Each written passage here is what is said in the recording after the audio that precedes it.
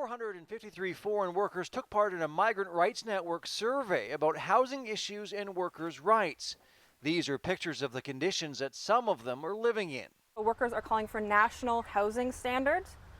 So whether they come here in Niagara, to BC, to Nova Scotia, they know that they will be arriving and their housing will be safe, will be dignified. Some of the main complaints from workers surveyed were lack of privacy, overcrowding in bedrooms and shared spaces, and lack of clean drinking water.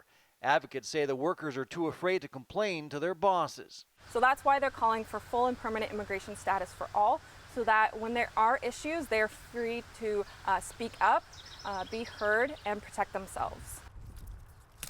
The chair of the Ontario Fruit and Vegetable Growers Association says the report doesn't tell the whole story. I think it was 450 respondents, and that would be potentially about 2 to 3% of the workers that are coming into Canada to work on farms. So very small sample size.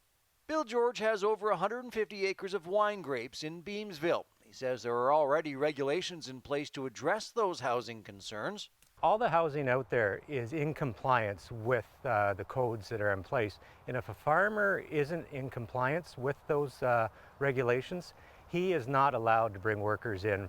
That said, Bill George has 6 migrant workers from Mexico living in this house overlooking Lake Ontario. Down the road in Niagara-on-the-Lake, other migrant workers are living in places like this. Is there some housing maybe better than others? That probably could be true. But again, they do all comply to the annual inspections by all the federal government and provincial governments. George says if the government implemented better housing conditions for all migrant workers, farmers would have to comply. Adam Atkinson, CHCH News, Niagara.